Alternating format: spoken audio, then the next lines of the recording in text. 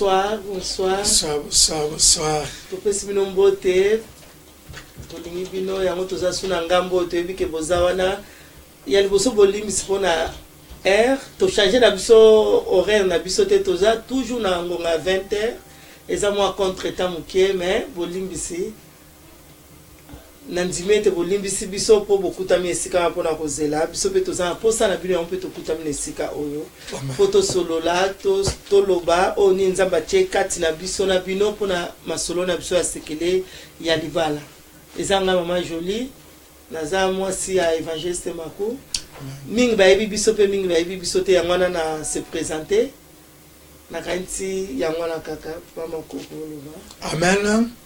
Topesi ndeko nyonso mbote oza na ngambo wana toza apo bino boza wana nzambe azwa lokumu tolingi tolobela maloba na nzambe na ntango oyo toza na émission na biso oyo tobengi titre ke sekele ya libala tozongaka chaque lundi na 20h nde mama oti kopresente ya beskise nayebi eke bosili kolimbisa biso amen amen. Tokanga miso na biso tobondela Nzambe topusani lisusu et merci Seigneur Jésus Dieu de gloire. Oza nzambe oza likolo na nyonso yawe na bomo. Merci pour l'assistance. Yawe na rendre gloire kobeto oza nzambe. Merci Nzambe pour na batela maboko na nzambe tobibombi po na yo. Bakutami elongo na biso Nzambe. Pona toyoka nini olingi kolobela biso. Ezala partage ya bomo. La maître katina sika opene sika bandeko na bakutami Nzambe. Saint-Esprit dominer likolo na nyonso na kombo na Yesu merci. Amen. Amen.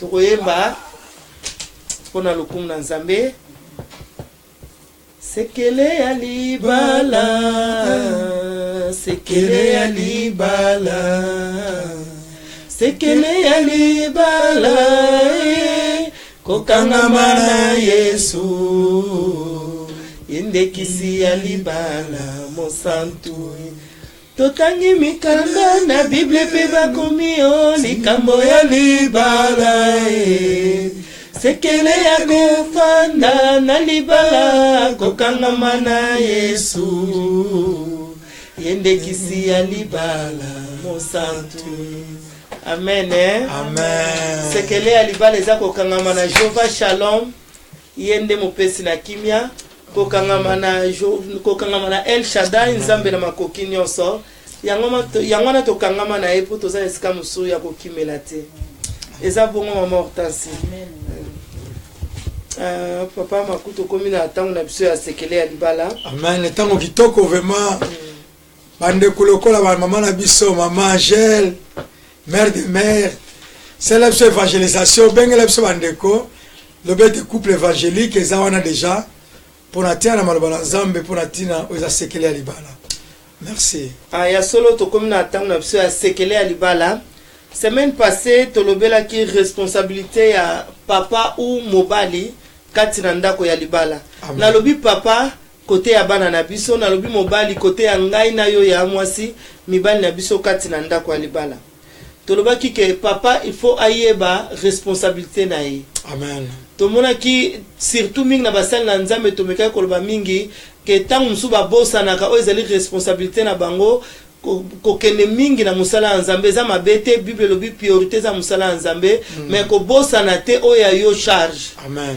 Po tangu Moïse a comprena abosanaki yango Jétro oyo azalaki na boyebi plus que ye parce que azalaki pe âgé plus que Moïse alandaki ye esika one kosala musala ya Nzambe amemelaki ye libota na ye yango tolobaki eza malamu te basali na Nzambe kobosana famille donc après musala na Nzambe ezali famille na yo tolobaki pe na bapapa mingi bapapa mosusu pe na kaya ba voyage il faut pas kobosana ka libota mwasi bana baza na posa na yo eza na to continuer kolobaki eza même na veuve moko azolela aokanisa ke so mobali na nga azalaki mais tomoni ke za tarte Nzambe opesa Boaz pona ndeko na nga mwasi oyo akutami veuve na tango o Nzambe osala grâce koseka ekozonga lisusu amen. mais papa okutami na mwasi na yo linga okokisa posa ya mwasi ndenge tolobelaki semaine passée okokisa posa ya mwasi na yo pe ya bana na yo tango za vivant po après yo muta kosala makambo malamu pa ya bana azate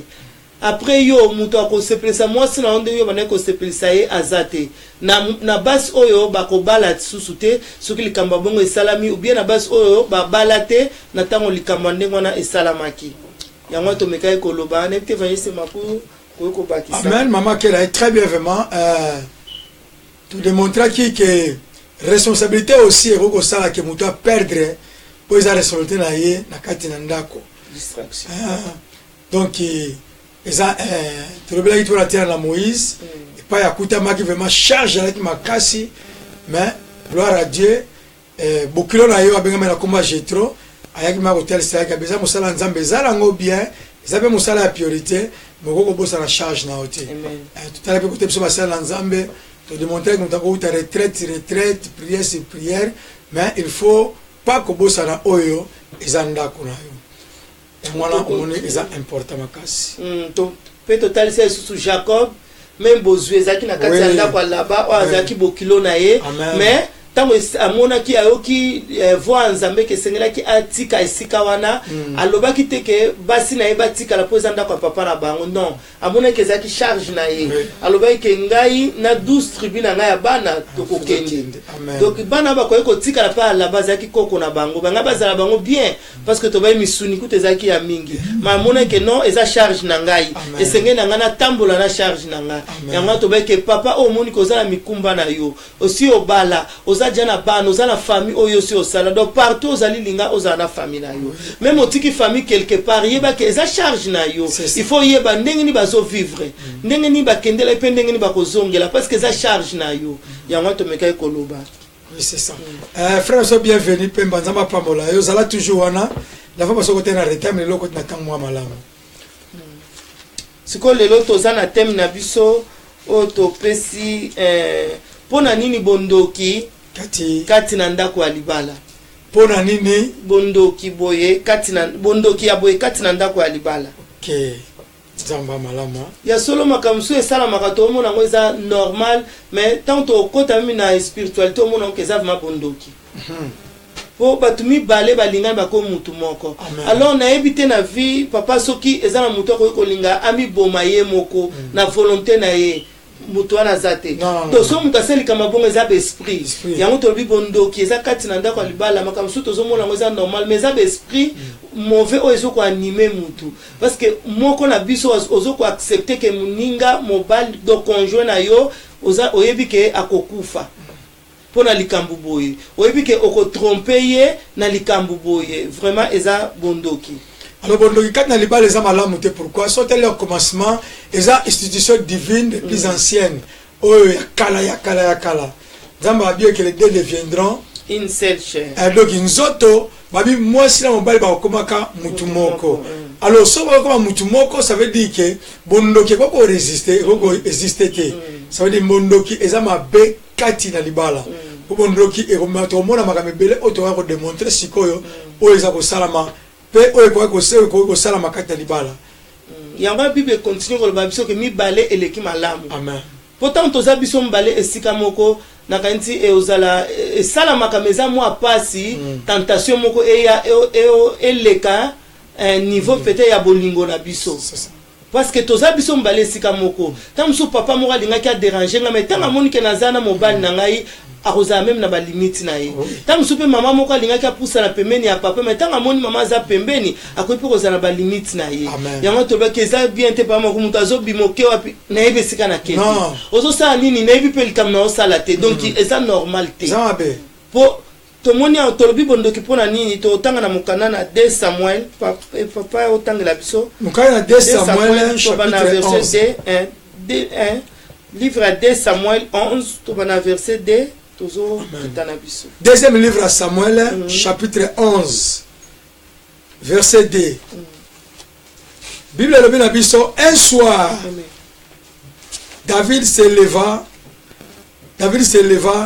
de sa couche. Donc il va dire ezana pokwa moko David a telemaki kati na terrasse na terrasse na ye. Et comme il se promenant sur le toit de sa maison royale. Donc ndenga bana ko tambola na likolo ya terrasse na ye. Il aperçut une femme qui se baignait. Pe amona ki mwasi moko o abandaki ko sokola qui était très belle de figure azalaki vraiment kitoko na elongi. azalaki vraiment kitoko na elongi na ye.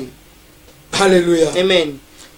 Ya donc wana tozana de Dans verset 3 Bible na biso David fit demander qui était cette femme. pe David alingaki ayeba mwasi o aza nani. On lui dit Pe bayebisaki ye ne c'est pas Betsheba, oyebi te ke ye nde Betsheba fille d'Eliam, mwana ya Eliam, femme d'Uri, femme mwasi ya Uri. l'Héthien. Amen. Amen. Donc David yango tolobi ke eza malamu te ozosala nini, ozosala eloko batuni ozosala nini ona yebite.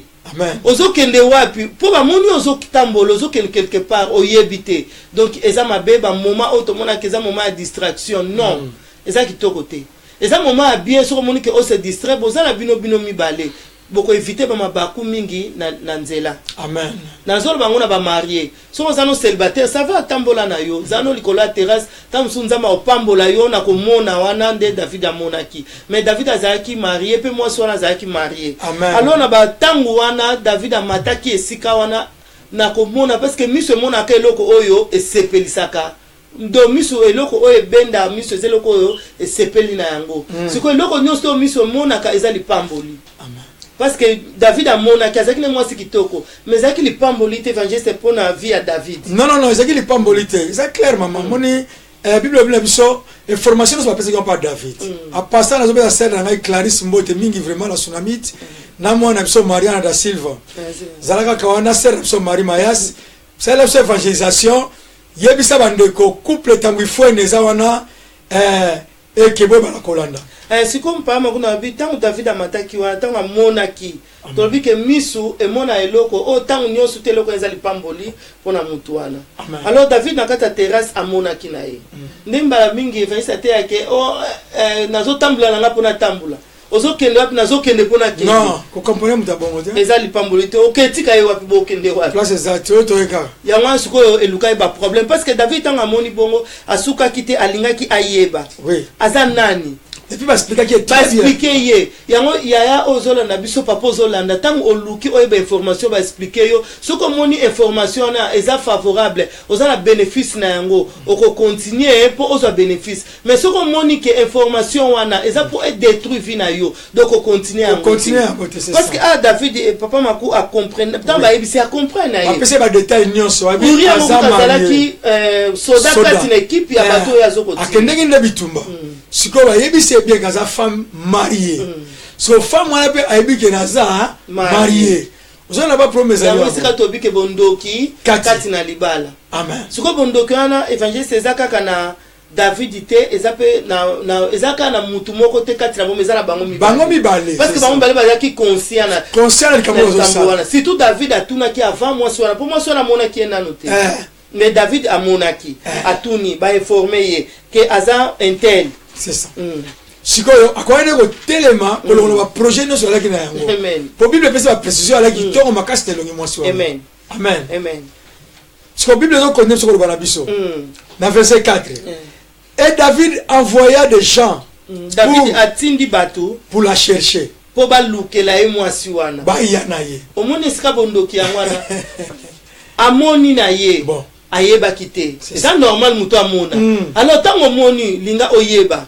Mama ko eloko wana na moni ezanini ba informer yo que eloko wana eza interdit parce que aza propriété privée ya mutu donc eza interdit ba o comprendre eza interdit pour na habiter omoni ndenga za wana omoni mosali na yo moko o tindi kuna kele ko bunda donc moi so mo aza propriété privée na ye donc ba informer ki David omoni bon moi si pe ba capacité na ya bu moi si une femme sage te wala siko moi si wana papa amiyebela ki yango amiyebela ki te.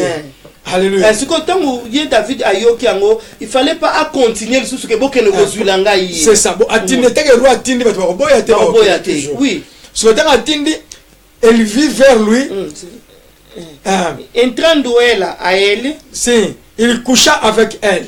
Tant moi sona a comme epai na David dit asangani na mwasi wa. Bon na komona boye na lobite na côté liba mama, mais mwasi wana liboso ya roi.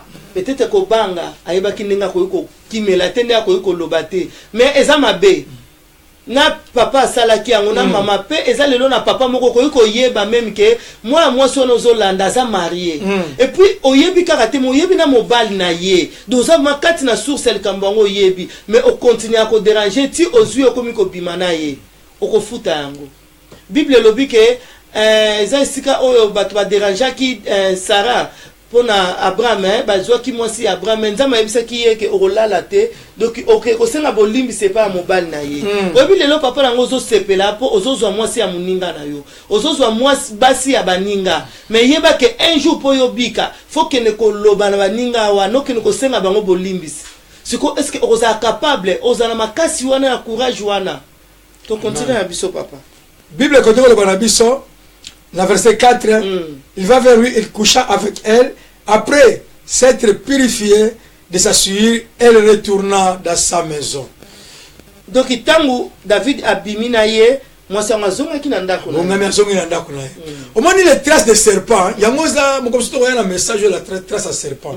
Au moins mutu, akoko kosa na ye mutu nyonso. Mais on n'a jamais conscience na ye. Moi je suis qui taza marié.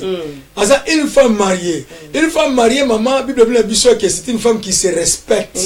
Hein? Totalement pas capacité pas degré à royauté. Maïbi que naza une femme mariée. Naza mobile nangai. Même mobile yango za na mbongo te. Azaka kanani? Mobile nangai. Eza mobile yango santé za malamu te. Azaka kanani? Donc dès que oza une femme mariée, donc c'est une capacité pour le batuka ngane na zaboye. Malamu bomangai. Malamu bomangai. Sango ko kala ke ba bominga pona mobile nangai. Mama yango na ngaka exception mingi. Batu ko ba ke na ville wana basi no so baza ba ndumba. Ozimbongo no ke ba mwasi mo kapsia bi no papa ngana za une femme mariée. Amen. So comme kamobi mais formation ba pesa nga ba bi ke basi na mboko baza ba nani? Bandumba. Mais ya bi tenga za une femme qui se respecte. Donc ça veut dire que Betcheba avec la possibilité à relever non. Azali mwasi mabe. Ozana nga mama. Donc tokela na Betcheba akwa relever musu mama akwa oboya makambo wana. Bible obike abongami asani ni azongi na ndako. Yanga yo mama ozolanda ngai. Donc combien de fois yo trompeta musu papa? Ozana nga mama. Combien de fois mais conscience na yo ndeto sola boy. Ezolanda. Yanga zo mwana mutu so mwana zo prier. Comme va pécher à mais ça va pécher mal confessé. Maman. D'esprit il y a culpabilité. Tant que nous allons prier, esprit nous a nini.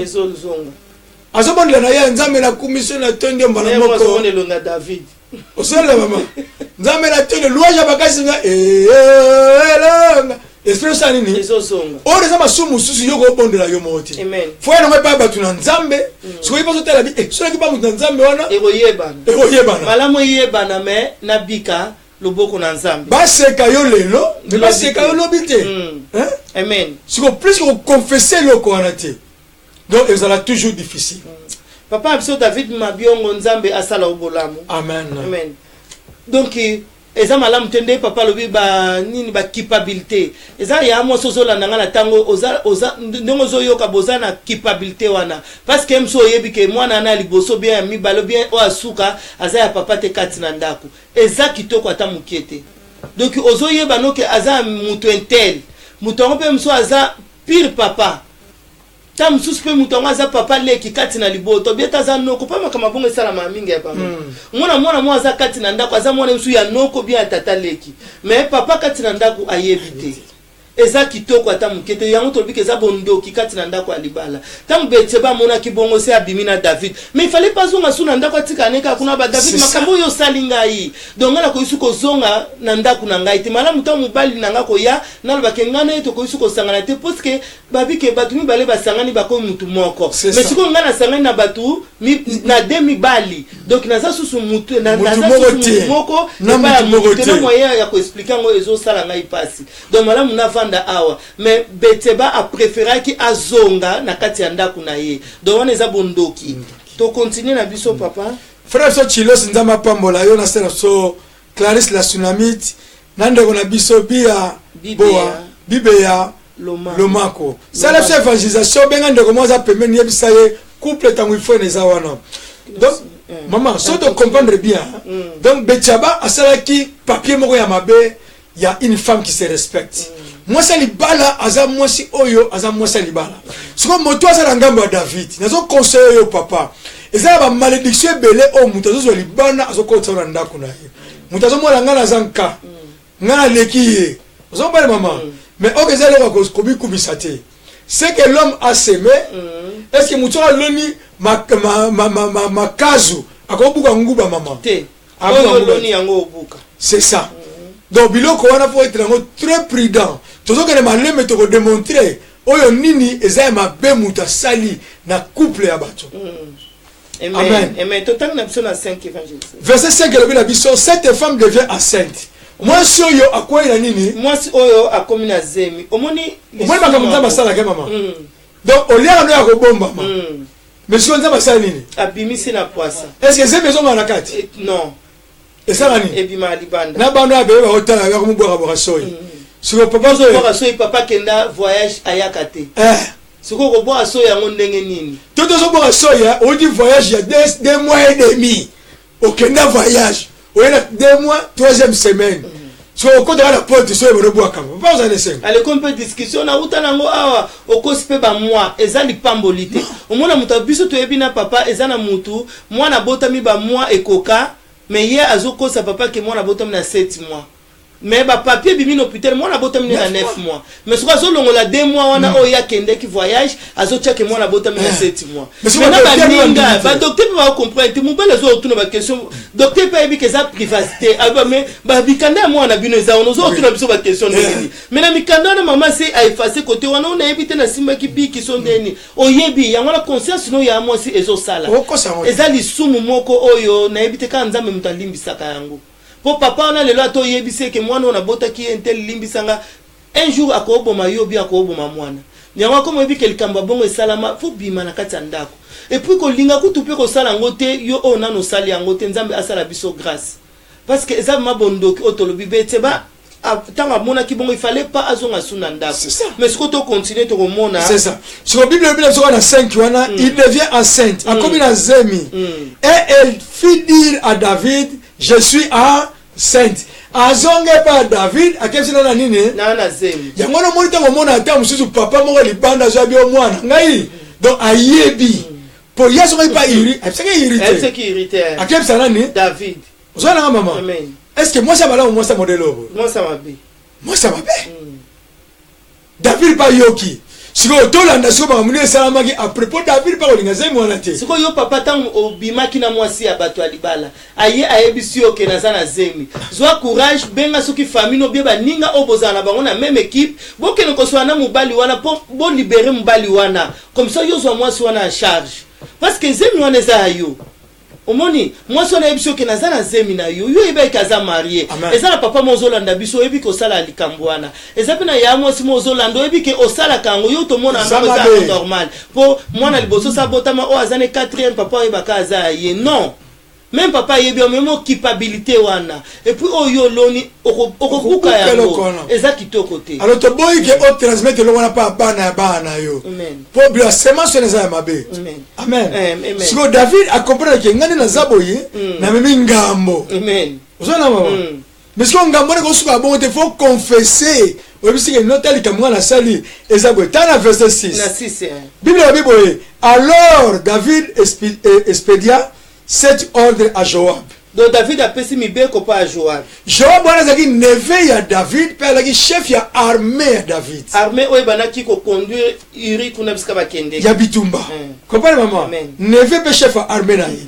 Siko abi envoie-moi Uri et l'Héthien et Joab envoya Uri à David. Donc ce qu'on a compris par moi abi batine Uri po azonga na kati ya ville. Pour ya mbaya. Seba akende ki ko yebisa David ke monde to sala ki boye na komi na zemi David yebisa ke komi tumisama na oto. Non. Kaka lobby mubani wa kozonga deja awa. Tango Uri akozonga ale okobamba yango. Na mwana ba char royal blambe ile ozwa yeke. Donc yo komi tumisama tenga na za mukonziti. Tango Uri akozonga okobamba yango. Donc za na papa moko pe lobby oyebisa ki ya mwasi bongo. Donc komi tumisama no na zemi yote na za mbongo na ngai. Na rompre mbali no aza meilleur ami na ngati na ebe loko ya lingaka na kosala tu na kosombela ye loko wana ne sengwa na kozana ngo boko sangana na bino okolatisa yango eza kitoko te pa do bera donc nde biso na lingala to bakeye donc to light Eber yo lelo so mona ko light Eber yo lelo moni ke yo za na oganki parce que ozana mbongo na yo osombi muninga olangwisi ye ale ake asangani na mwasine po yo ozano échapper na likambwana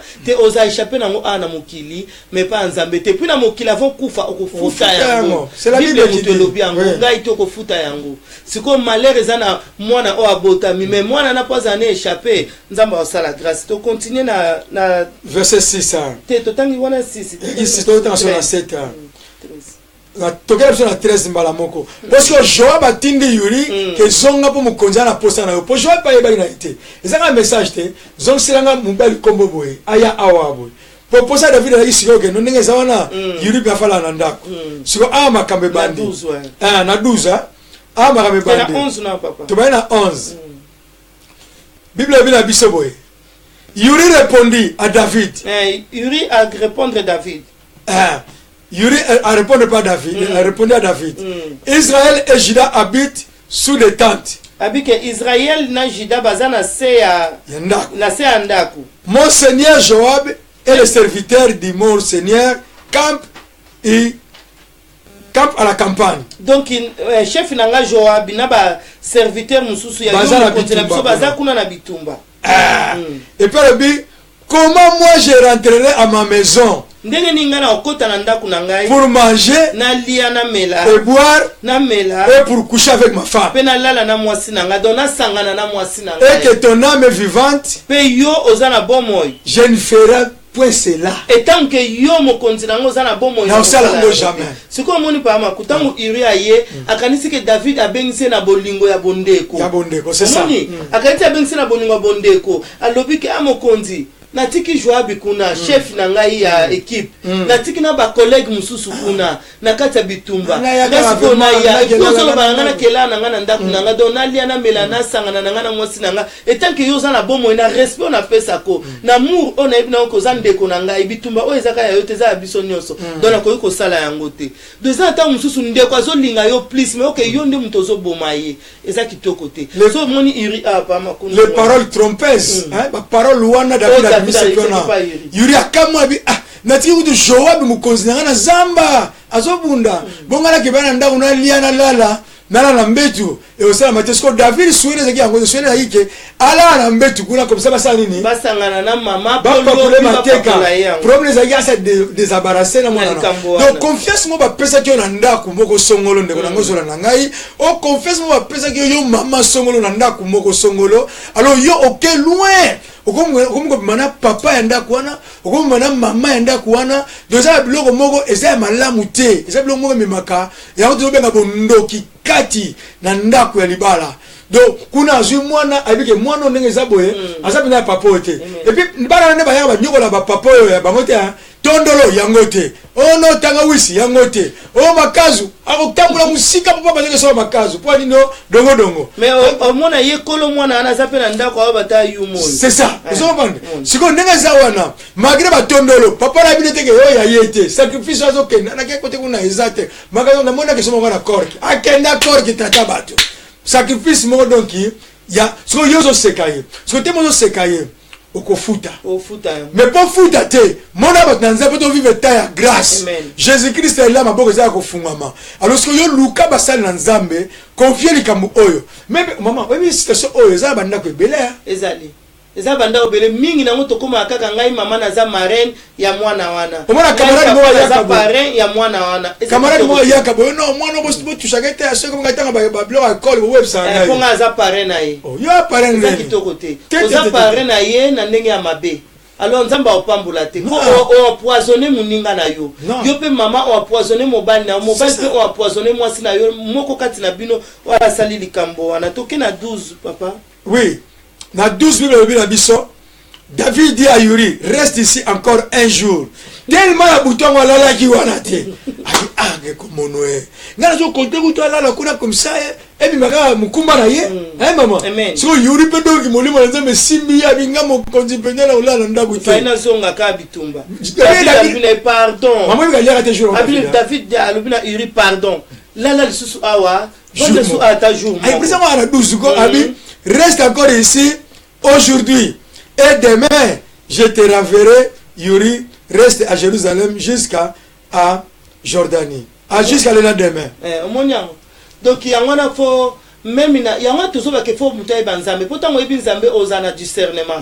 Dans ma pesa abso discernement au comprendre. Tant musu muninga oyo benga mwana mama na ngai.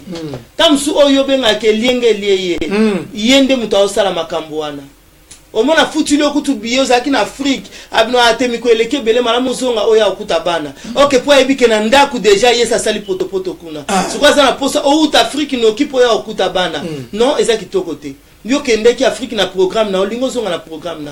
Donc faut ko linga discernement. Yo pe ozal soki na Europe na programme no tiki famille na Afrique donc linga okende na programme na yo. Senga nzambe pesa nga discernement. Au moins tiki muninga na nga linga minga za souci na nga na zonga ti est-ce que ebi ni ne salami na kati ya libota na yo.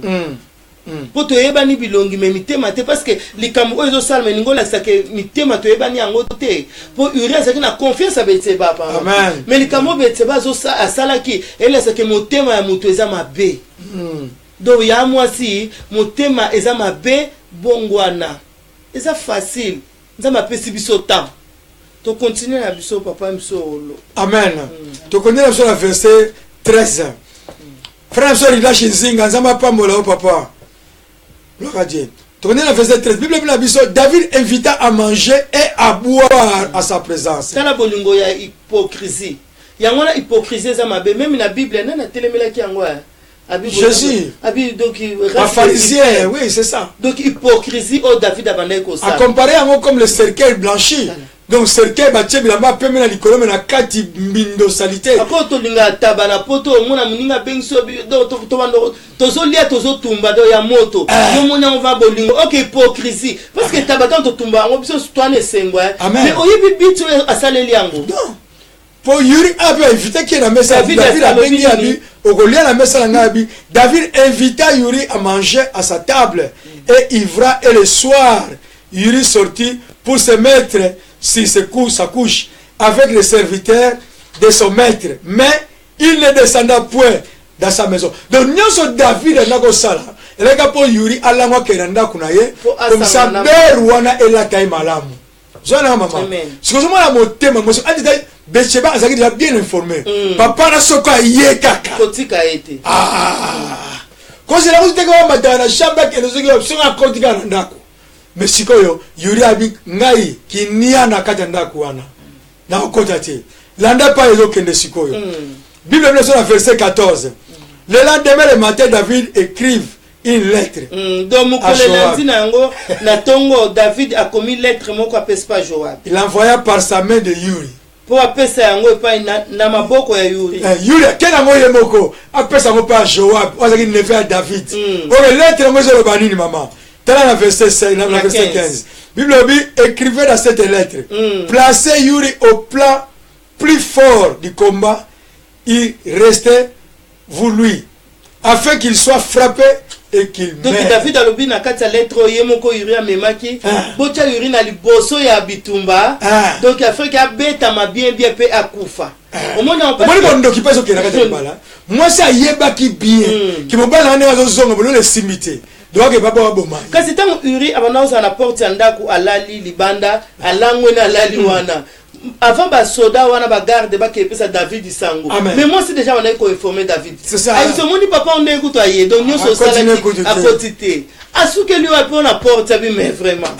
Si ba soda ba roya ba zo ça David retard. Donc ça même retard tant ba tozo mona ke oh moi si wana te moi si wana na mbali wana ba yeba ni makamba zo sala. Moni biso tozo comprendre on a retard. Mais yemo ko moi si wana ayebili kama zo sala avant que mukile yebango. Donc avant basoda ya David baeba ke Uri alali na libanda David déjà yebaki yango. À partir ya yemo mwasi abenge moni plan tout tozo sala. C'est sûr na makanti na David yebise ki bosko to sala. Moi ça vidéo sala kaka salaka oyo sa netinga na yebe loko moko te. Wana zemi pezo bimate za kana kati. Eza na kati. Yango na moni ndeko maman ndeko papa yo oza muto makambu oyo. Au-delà de couple, moi c'est libala. Bible personne ne sépare ce que Dieu a uni. Amen. Donc couple, moi c'est libala. Ata ma foute tes autres tangendengenini. Nazo bon de nous de ngai ko toucher été. On n'a pas porter la malédiction mon quelconque. Maman personne so yo mubali wana aza mubali abatu libala. Ko toucher yete tikaye. pour être bakamwa eza makamala muté yango no moni désordre ona siko soki iyura kufakite de mwana ana angabota manakata ndaku il pas yebite yebi pété alinga to pesa ta komo mais siko yo maman nena to ba na maté mo les traces de serpent mais siko maman ta vandi tanga tala ba oya yuri tanga talika wana vi David amkiaza wana ozo ba maman osala mama akosa conscience na ete amwa ne bakilanda moko baluvambuka banani wala siko komole uzinga za siko David tanga molega trace serpent bala moko azole kawana donc siko yo na ba mama oyo pe bazara eta oyo nazolo bano eza tarte poli kambo eko mema yo na condamnation pe l'esprit ya culpabilité mo ya makasi donc ça na pema luka moyen nyonso modèle nyonso nzamba sali grâce okoko kenema quelque part on a moni na mona confesser la bibliothèque on va confesser wapi et pas nzama omema yo et pas nzama omema yo mais loko eza bien de ofongola motema na yo obimisa oyo sala parce que eza bien te même lelo yo za na bomo ozomona ngo eza ngo normal bongo lobi na sima na yo mwana wana eza ndenge nini tamsu papa na koyiko ya komibimisa pa papa oyo za na kati ndako mais mama na yaza lisusu te mwana za ngai tala likamba bongo ndeko na ngai donc eza mabe on to bi bondoki kati na libala ya mwasi o likambwana esalama yeba make eza bondoki komona ngote eza normal komona te ke elekaka na yango nga mutu liboso te soki pa ya bato wana eleka eba ke pa na yo eleki te parce que ozwi temps koyoka liloba nzambe soki pa ya bato wana elekaka po bayebaka te mais yeba ke pa na yo ozwi temps oyoka liloba nzambe do kozala condamné alors eza tarte eza temps oyo okoluka nzambe koluka basani na nzambe koloba yango pota msusu lobi pa papa na ndaku zali wa problème siko ko moyebi nde papa zali luka basani na nzambe pa oyo saka awo obimatene ezana zona mama siko papa mwana ala pesa tombe kaza soda siko ngola ya osenga ina munduki siko aye papa siko loba ndeni ya matango de ba DN on les atenga posa na bika ke mwana oyo ayibika za mwana ye donc il faut très attention na biloko ngono moni to se bana nzambe mingi faut ko pesa motema pa na nzambe ko bongola motema vraiment conversion sincère na vie na biso alors et ça la biso que même aux en voyage même aux wapi donc c'est pas que je suis une femme mariée pas yo kuta mais c'est pas que ngani na zama na mobali na bala na zana mwasi ba bengi na kombo ya c'est joli alléluia donc moi c'est pas tam na modèle na nengwana mobali pas tam na modèle na nengwana so za papa ozola na ngai yo de la couple moko quelque part nzamba zo lobela yo ko zongo 20 yango na moni ko ngo kata no Facebook mo kati to zo continuer lo zo yoka ngai ngo kata mateo kati zo yoka ngai donc eza 20 nzamba memio ola na mateo lelo donc il faut se renoncer so que moi c'est la baginga na ko boya yo te mais oh moi c'est ba ko boya yo za mari o boya ngate poani kene na epse so ko nyanga ngai na zo confesser pa mbala yo yo pe mama so mubali na bige na ko boya yo te epse na za femme mariée na kosi mubali na ngata mulai yango na uta sikoyo na lingi pe na yebisa eke ndenge zawana na lingi su makambo na te amen amen gloire à Jésus amen amen mama ku na kanti to tanga na biso na 26 OK toke na 26 Bible le bila biso la femme de Uri a pris que son mari était mort et il pleura son mari. Balobi ana 26 babi ke mwasi ya Uri ayoki ke mbali na ye akufi pe abandaki kolela mobali na ye. Mwana mtobi eza hypocrisie. Amen. Ndenge nini mwasi wana ayoka ke mobali na ye akufi abanda kolela. Eza hypocrisie mtobi eza bondoki kati na libala.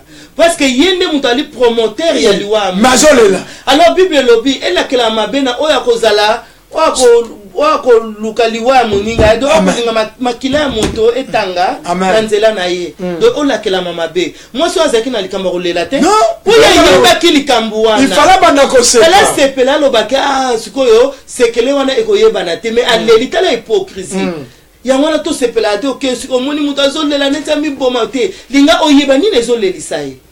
Est-ce que ça m'a passé dans mon thème ou bien libération mon c'est ça. Je crois que tu vas entendre la zone la lobby bamba ma belle tout cela. Parce que la famille le cœur de l'homme c'est très mauvais. Parce que na famille parce que na famille à Yuri ba mona ki lokola mwaso azaki na bolingwa mobile na. Makasi. Na baninga ba mona lokola mwaso azaki na bolingwa mobile na ye. Mais OK mwaso na azaki promoteur ya liwa ya mobile wana. Omoni yango dokeza ma bondoki otolobi. Po akokaki kolela ta mukiete. Yo yebi ke mutu ala ngam nazo boma ye olela ndenge ni mais on a 26 babina biso que moi si aleli mobali na ye et puis ce cas qui moi si malam comme alela ki mobali na ye so to continue tina se babi que suka nango David azwa ki ye akoma moi si na ye so yo yebe que yo bomi mobali na nga na ko lingote mais so suko alinga ki akekota ndaka David c'est ka sepela ki David c'est ka mona ki que yureza ki moto pamba David aza bokonzi yango ya moi si ko changer mobali na yo pona bozuite ko changer mobile na yo pona beauté te pona eloko mote yo poko yiko sala mobile na yo akoma na niveau oyo ya mobile o kutane na libanda amen ko sala mobile na yo akoma na gu ya camarade ya mobile oyo zo sepela na ye soki ndenge ya latela ka mobile no alinga ka ngote mais comme ça na bolo bangala alinga abongo c'est ça soki mobile no alinga ko sala likambo beauté te lo bana ngai na alinga abongo pona kende libanda te na et puis makanti na mesa te ke na ke libanda po yo zanga de photo kokisa na makanti na biso parce que to komi moto moko amen sœur na biso clean bosolo nzamba pambola yo na sœur na biso Florencio Makanda Florence Makanda nzamba pambola yo OK maman oyebi ke tokena na 27 hein Bible lobi quand le deuil fut passé tangu bakundi ye omoni motema otuzo bakimbo ndoki kat na libala tiazo la yuria bi ke akufa kuna makaka comme ça na sa nini na kende na se libérer na likambo ya mama baka passe à bato musu ezabisenga bato musu tango babi deuil est passé David a envoyé les gens et l'a recueilli dans sa maison. Il devient sa femme et lui enfanta un fils. Omonyango siko soki ebeke David azama be David mutabomi mobali na ngai pona nya kolinga mutu abongo pona bozui yango na oteki bolingo vie à mobali na recueilli donc exposer vie na yo donc ça veut dire que yango na monia soko lingi mobali ta le papa o monde na zaboye na moi moto continuer zate et vous à la première comme mutu na tawana o monde ta kela ngona yango moni ba tension ba hypertension so ba subtension ba kabele et ça se submerger donc soko lingi papa te ou maman lingi pa maman papa lingi maman te mobali lingi moi cité donc to conseiller que boka bwana mais comme ma mutu na tawana te au moins tawana ye pena bisi David abilo sa capacité nyonso et puis bera ngwa boy ko latango ndenge zawana to sala kaka tout akufa ozo pas maman akufa or sikoyo pourquoi même on tawana eza bien te évangéliste Gelor nzama pambola yo papa et puis yo papa yo mama ozanda kwa libala mobali wana zwa kolingo yeba ke abana continuer kaneka kolinga yo komona te yo lekiba sinonso na kitoko te parce que yebi ke yo za marié mais azolinga yo yeba ke na simano akolinga ne pesu mususu yo pe papa ozolinga mwasa libala andimi yo omonte ke za bosoto vraiment pe bondoki ndenge yo lelo andimi yo okoyiko zoyo kote na ndaku yeba lobby bakolinga yepe na kati ya ndaku na yo akokende dotala ke yo zwe na maboko ya mutu bongo yo po bazwa yo ye eza facile c'est ça po ba soki yo piller ba ke bakopier yo pe hein yo zwe na maboko ya mutu bongo yo po bazwa yo ye et puis là mutu zo na maboko peut-être ça moins sérieuse kasi yo papa donc oza stabilité oza maman oza stabilité yo papa poso linga mo sa ndaku alibala tango lobine anzimi comprendre que Azam moi cité donc Azana est moins sérieux donc Azana moi si ya mbongo ya na balabala donc futi ozuye pour moi so Azam marié tango meki a biso ke mbala suka donc so ko continuer na ko sa mobile ndanga et puis pour continuer ta ko benga mobile na ya présenter papa mon frère oyo mon papa o anda olinganga soki papa na zaki inconscient a oyebisa papa en tout cas na eba quitter mais limbisa ngande na déranger ki mama o moni donc moi ça normal azaka bongo mais tango moni o meki aseki oh soki ba moni biso donc ça moi biso te ba ke wana za susu moi ça normal te donc so ba moni ba biso te to ko leka na biso exactement to tata mukeku tata mukeku donc yango na moi nazo conseil mingi ke en tout cas comme ma papa l'état haute maman pe comme ma papa l'état haute papa pe comme maman l'état haute pour ça vice versa ça qui tout le la bondoki kati na libala donc moi si azui zemi na libanda asali nyonso pa ko la berning balobaka yure simbite pour David maman ti ba ngona on a mesa ba ngbalia yemna petit ala na ngote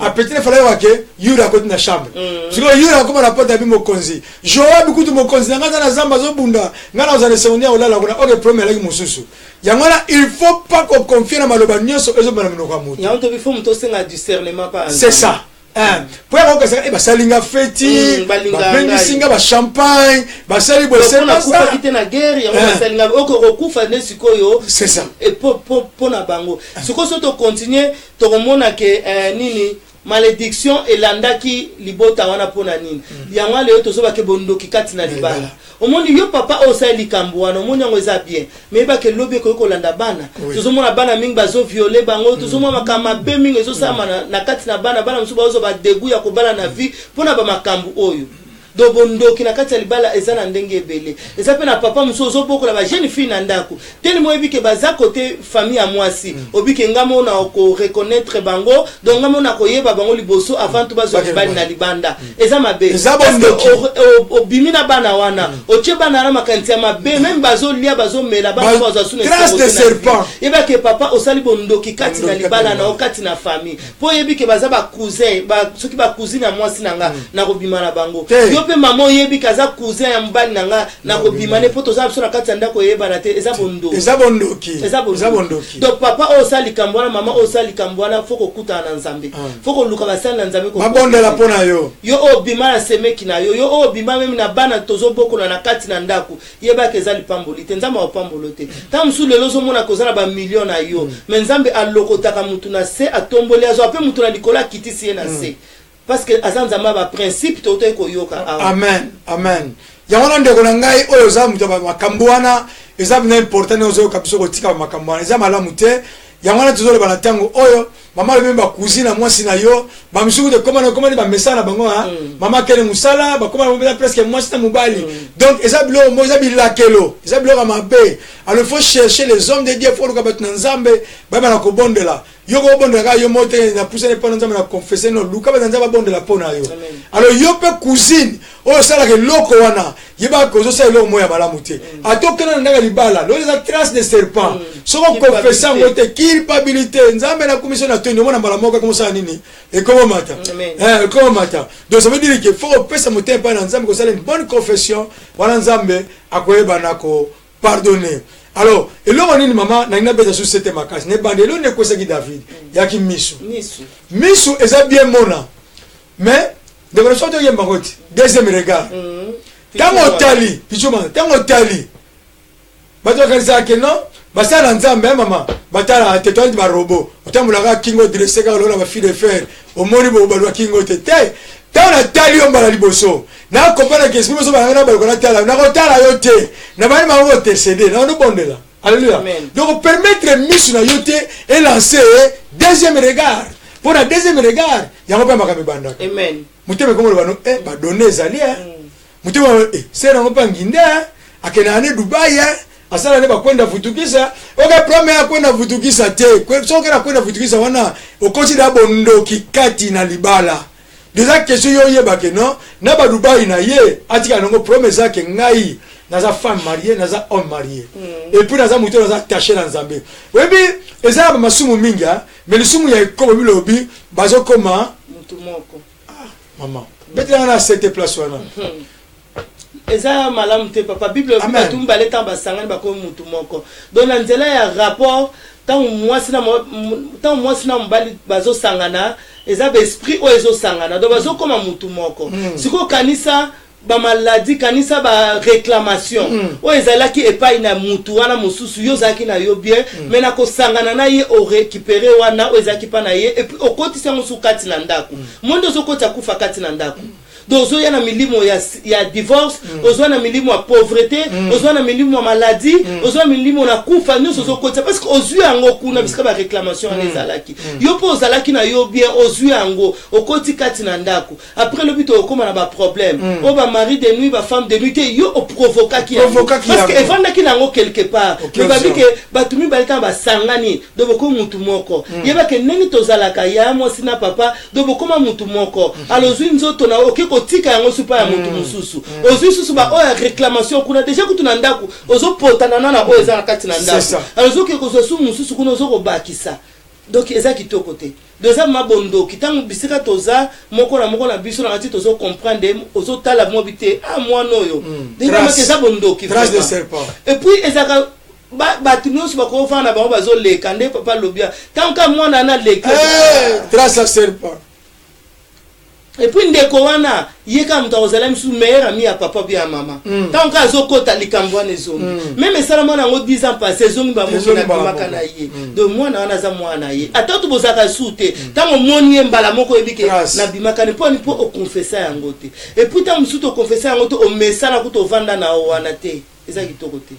Mais tozana te poto condamner yo tozana poto la sakenzamba za malamu to boyi ke likambo o mengo ti na royaume comment kamo na royaume yo kotate donc pour préparer le royaume na malamu pesa motema no pa na Nzambe luka basa na Nzambe confesser alors papa pe o moni ke nga za mbongo na ngai tamsu mosa batukuti ya libala na Congo le loto sale Western Union moi ça libala oto sale Western Union yo mo sa libala ngo tamsu na Congo o benga na tongo papa abenga na bafora anonyme emisa numéro te abenga papa ndenge zabo ya zobela nana zobela oh trace de serpent sikoyo biloko wana o kosa batu kosa conscience na yote alors ozokende église ozoka maloba na Nzambe elone okoko sala Jésus Christ est là afongoli maboko na Jean 3:17 Jean 3:17 amen Jean 3 verset 17. Bible la Bible, Dieu en effet n'est pas envoyé son fils dans le monde pour qu'il juge le monde, mais pour que le monde soit sauvé par lui. Amen. Amen. Bon à 18. Celui qui croit en lui n'a pas jugé. Amen. N'est pas jugé. Mais celui qui ne croit pas est déjà jugé. Parce que il n'a pas cru au nom du Fils unique de Dieu. Donc Nzambe atine biso ate poto a condamné. Atina pe mwana na ete po a condamné. Na ete papa okoyi ko expliquer biso yango bien. Oui, mais yeso yaki juste pour la nini ke biso to zo bomoi. Bomoi pe ya ebele. Tala bola mu na Nzambe o ya sali eke aye na sela moi. Nyoso saki ne kulus elega po biso za na bomoi. Pe bomoi moko ya ebele. Verset clé, Bible verset 19. Abi ce jugement, ce n'est que la lumière était venue dans le monde, mais les hommes ont préféré les ténèbres. Ndekolanga bima la ténèbres. Omoni bondoki ka ne libala eza molili. Zona majoli. Eza molili. Ozola tozo bongama. Oh non na kera kweyo kweya kite. Ozoki tana yo ba personne adresse hôtel. Ba tester yo. Ba hôtel on ba place mo za la coin. Oh comment on y va pêcher la combo. Eza okoya te. Ozu parfait, ozu robe moboche. Eza okoya te. Ozu mobile na oke na kala muninga na ngoto za kana na Afrika ye. Okoya te. Et puis expliquer taximen bien que non. Na robi mana libanda te kota ti na cave pour la cave muta omona ngate. Okoya te. Donc ça la maximum oh penza bien préparé, conscient. Mais Bible robi la lumière est venue. Paul et yena mokili. Mais batu ba boy Paul. Yangona batu baza juger alors biso to yelio pole lelo ndengo zo bunda na station za lango wana lemso za Afrique oza na Amérique partout au Kutami luka batu na Nzambe pour se détacher na situation ozo bunda na ngo. Alléluia. Amen.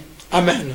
To comme la biso na suka ta onyo so to lobaka to lingani biso to lingi bino mingi na nzimete bokutami wana po bino pe bolingi biso na ati Nzambe abeta akaba oya lingi biso beso to zoloba boy po to lingi biso na biso to lingani to boy ke mabe e continuer soki eloko moko esali motema pasi vraiment na senga ta onyo so bolimbisi to za spécialité soki Yesu to aki po a condamner te combien plus fort biso to condamner nde konanga ya mwasi pe ya mobatu ko condamner te to za na posa to poussa na pena basani na Nzambe Nzamba sala biso grâce to sengi bolim sa mero fond eza wana e no so to loba so ko zwa biso te couple évangéliste na ba fond na biso Kongo Mokristo papa Alpha maman Hortense bazawana o contacter bango to za na facilité ya kokutana to swana te to finga na te mais to ko sola tant que ba na Nzambe. Amen. Na suka na on a démontré que David a un secret moko. Bible dit l'homme selon mon cœur. Secret David a kinini. So ka kwai bina confession liboso na Nzambe. Oh mon Seigneur mon roi. Nzambe tala bo mo ngai et pas na kwesami. Yango na fungoli porte ko lobete ndeko na ngai. Tourner regarder pas Nzambe. Nzamba ko yamba yo. Amen. To sangana kana église la puissance divine na blagestan. To bondeli Zamba ko il fallait plus olo to kusane pa na yo Nzambe. Merci yo kakama. Na tomboli yo Nzambe po Nzambe. Ndeko na ngai ya mwasi pe ya mo. Na bele likolobe to Nzambe ko bongo na te.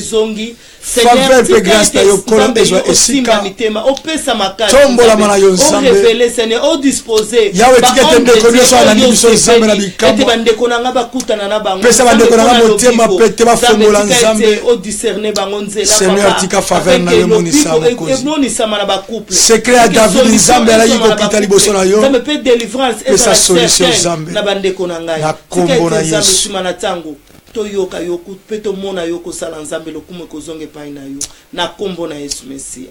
Nzambe, merci encore une fois de plus Seigneur Jésus.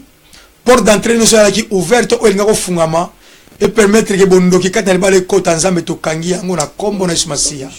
Faveur pe grâce likolo pour les nzambe regard nous ala fixer na ba couple Seigneur afin que tobila tozwa oza malamu na kombo na Yesu. Merci Seigneur Jésus. Merci Seigneur Jésus. Amen.